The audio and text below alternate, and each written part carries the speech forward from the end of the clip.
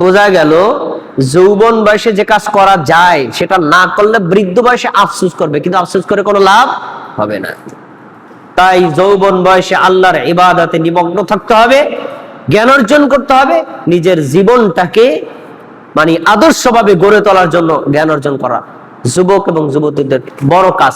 অনর্থক অপ্রয়োজনীয় কাজে সময় নষ্ট করা যুবকদের কাজ না। এবার আর কয়েকজন ব্যক্তির দৃষ্টান্ত দিচ্ছি।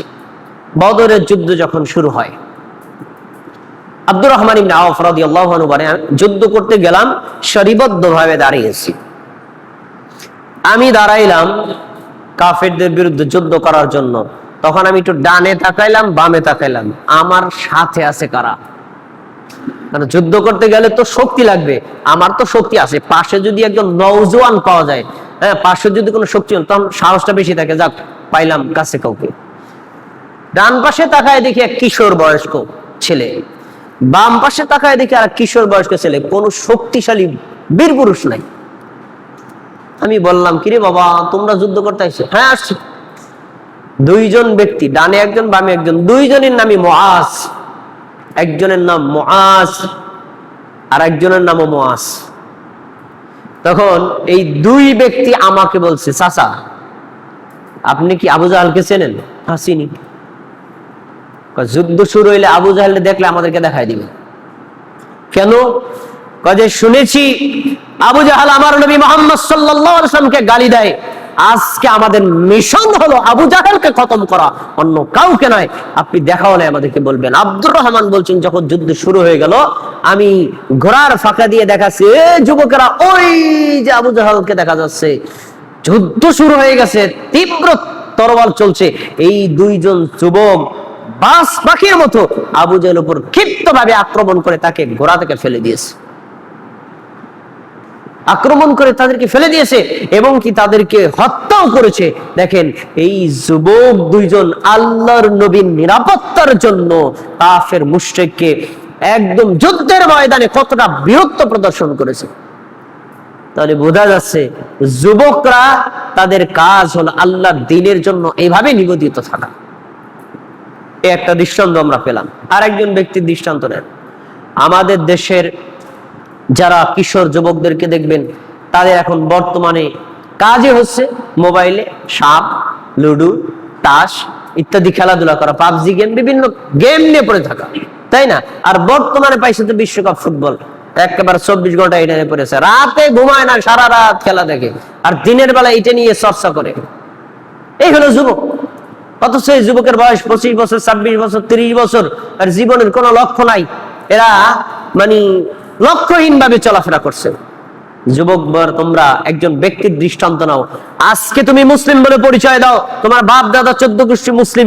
এর পিছনে কার অবদান জানো? একজন ব্যক্তির অবদান, তিনি হচ্ছেন মুহাম্মদ ইবনে কাসিম। হাজ্জাজ বিন ইউসুফের জামাতা মুহাম্মদ ইবনে কাসিম এই ভারতীয় উপমহাদেশে মাত্র 17 বছর বয়সে সিন্ধু প্রদেশে নিজে সেনাপতির দায়িত্ব নিয়ে যুদ্ধ করে সিন্ধু প্রদেশ বিজয় করে দ্বীনের ইসলামের পতাকাকে উড্ডীন করেছে। বয়স কত? মাত্র 17 বছর। 17 বছর বয়সে এই ভারতীয় উপমহাদেশে ইসলামের পতাকা উত্তোলন করছে, মাত্র 17 বছর। আর আমাদের দেশে 17 বছর যুবকরা মোবাইল ছাড়া কিচ্ছু বোঝে না। What is this? তোমার মতো যুবক দিয়ে, কিশোর দিয়ে জীবনেও কিছু হবে না, আর দিনেরও কিছু হবে না। 17 বছরের যুবকের এত বড় অবদান। দুজন ব্যক্তির দৃষ্টান্ত আল্লাহ নবী দিয়েছে, আল্লাহ তাআলা দিয়েছেন কোরআন মাজিদে। সূরা আলে ইমরানের 39 নম্বর আয়াত খুলে দেখেন। অবিবাহিত যুবকের দৃষ্টান্ত দিয়েছেন। এক নম্বর হলো ঈসা আলাইহিস সালাম, আরেকজন হলো ইয়াহইয়া ইবনে যাকারিয়া আলাইহিস সালাম। তারা দুইজনে অবিবাহিত ছিলেন, কখনো বিয়ে করেননি। কিন্তু বিয়ে না করলে কখনো তারা জিনার সাথে সম্পৃক্ত হন নাই। আল্লাহ তাআলা কোরআন মাজিদে তাদের বলেছেন কি? ওয়াসাইয়্যিদা ওয়া হাসুরা ওয়া নাবিয়্যাম মিনাস সালিহিন। ইয়াহইয়া ইবনে যাকারিয়া আলাইহিস সালাম ছিলেন নেতা, লিডার। তারপরে তিনি ছিলেন ওয়া হাসুরা, অবিবাহিত নারী বিরাগী মানুষ, ওয়া নাবিয়্যাম মিনাস সালিহিন, নেককার নবীদের অন্তর্ভুক্ত।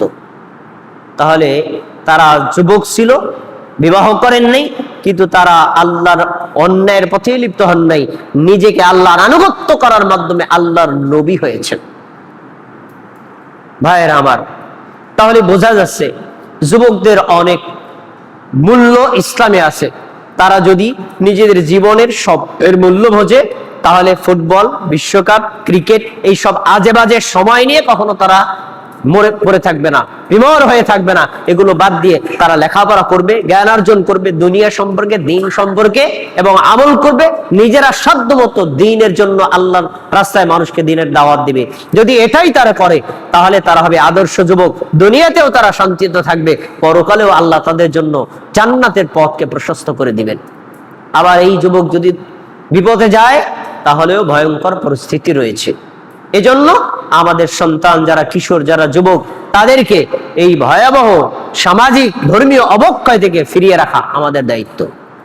আল্লাহ আমাদের যুবকদেরকে সেই অবক্ষয় থেকে ফিরে থাকার তৌফিক দান করুন।